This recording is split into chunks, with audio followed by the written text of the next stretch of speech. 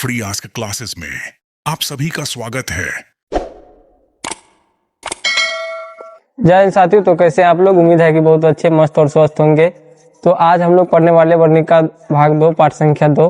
तो उम्मीद है कि बहुत अच्छे तरीके से समझिएगा, तो वीडियो के अंत तक बने रहिएगा आप लोग।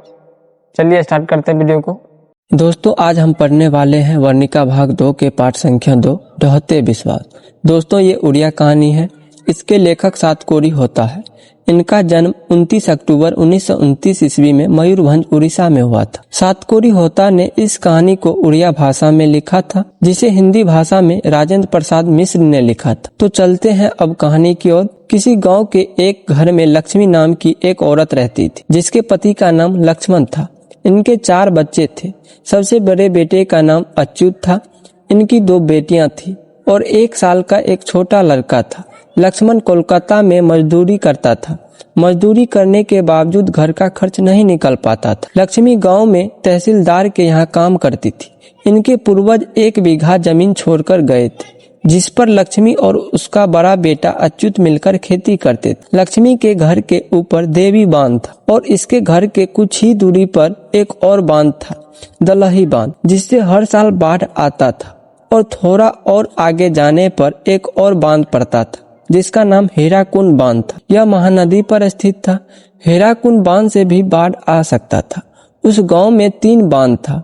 लक्ष्मी जब लक्ष्मण से शादी करने के बाद गांव आई थी, तो कुछ दिन बाद गांव में बहुत बड़ा तूफान आया था, जिससे लक्ष्मी के घर का करकट उड़ गया। तूफान के रुकने के कुछ दिन बाद उसके ससुर, जो हीराकुंड बांध पर काम करते थे, वहां पर उनकी मृत्यु हो जाती है, पत्थर के नीचे दब जाने से। कुछ दिनों बाद लक्ष्मण कोलकाता चले गया था। उस समय लक्ष्मी ने खेत में धान के बिये डाले। उन्हीं दिनों में सुखाड़ पड़ गया था, जिसके कारण धान का बिया बिना पानी के सूख गया। कुछ दिनों बाद भारी बारिश हुई।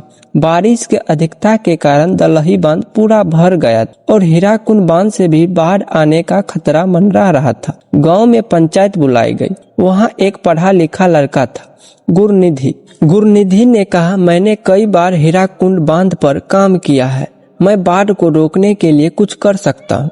तो गुरनिधि ने एक संगठन बनाया, जिसका नाम स्वयं सेवक रखा, जिसमें लोग अपनी इच्छा से अपना सहयोग करेंगे। उसी में लक्ष्मी के बड़े बेटे अच्युत ने भी सहयोग करने के लिए जुड़ गया। गुरनिधि ने कहा कि हम बाढ़ को पूरी तरह से नहीं रोक सकते, लेकिन रोकने का प्रयास तो कर सकते हैं। इस संगठन ने दलही बांध पर बांध को मजबूत करने लगे कि कुछ दिन बाढ़ को रोका जाए, लेकिन हर क्षण पानी बढ़ता ही जा रहा था। गांव के सरपंच साहब ने बोल रखा था कि जब पानी अधिक बढ़ जाए, गुरनिधि तुम मुझे सूचना देना। तो गुरनिधि जल्दी से भागता भागता सरपंच साहब के पास पहुंचता है और कहा, सरपंच साहब, बाढ़ का पानी गाँव में किसी भी समय प्रवेश कर सकता है। तो सरपंच साहब ने कहा कि पूरे गांव में जाकर बता दो कि जल्दी से गांव को खाली करे, कभी भी बाढ़ आ सकता है।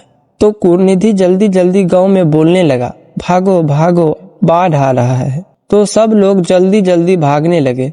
लक्ष्मी ने जब ये सुना तो वह सोचने लगी, मैं भागूंगी, लेकिन मेरा बेटा पहले अच्युत तो आ जाए। लक्ष्मी ने जल्दी से भैंस और बकरी को खोल दिया, जिससे वह भाग गई। तभी लक्ष्मी को एक आवाज सुनाई दी, माँ माँ। तो लक्ष्मी अपने 1 साल के बेटे को और दोनों बेटियों को लेकर भागना शुरू कर दिया और हड़बड़ी में उसका पैर फिसल जाता है। वह अपनी बेटियों को कहती है कि तुम आगे भागो। तो दोनों बेटी भागकर एक ऊंचे टीले पर चढ़ जाती है। इस टीले के पास एक मंदिर है, जिसका नाम चंडेश्वर का मंदिर है, और लोगों को चंडेश्वर माता पर बहुत भरोसा होता है कि चंडेश्वर माँ हमें बचाएंगी।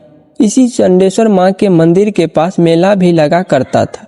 लक्ष्मी भागते भागते एक पेड़ के नीचे पहुँचती है। तब तक बाढ़ आ जाता है और लक्ष्मी के गर्दन तक पानी भर जाता है। तभी लक्ष्मी अपने 1 साल के बेटे को एक हाथ में उठा लेती है और पेड़ पर चढ़ जाती है। वह पेड़ बरगद का होता है। पेड़ पर चढ़ने के बाद वह बेहोश हो जाती है। बाढ़ से बचने के लिए कुछ लोग स्कूल के छत पर चढ़ जाते हैं, लेकिन छत पर भी घुटने भर पानी आ जाता है। ऐसे ही दिन बीत जाता है। अगले दिन जब लक्ष्मी को होश आता है तो वह अपने आसपास देखकर हैरान हो जाती है। जिधर देखो उधर मरे हुए लोगों का शव डूबते हुए दिखाई देते। लक्ष्मी अपने 1 साल के बेटे को ढूंढने लगती है। वह कहीं नहीं दिखाई दे रहा था। तभी उसे उसके बेटे के जैसा कोई और छोटा लड़का मरा हुआ डूबता दिखाई देता है। वह उसे पकड़ लेती है और अपना दूध पिलाने लगती है और उसका बड़ा बेटा अच्युत भी उसे नहीं मिल पाता है। बहुत साल पहले भुवनेश्वर शहर को बचाने के लिए महाराजा ययाति केसरी ने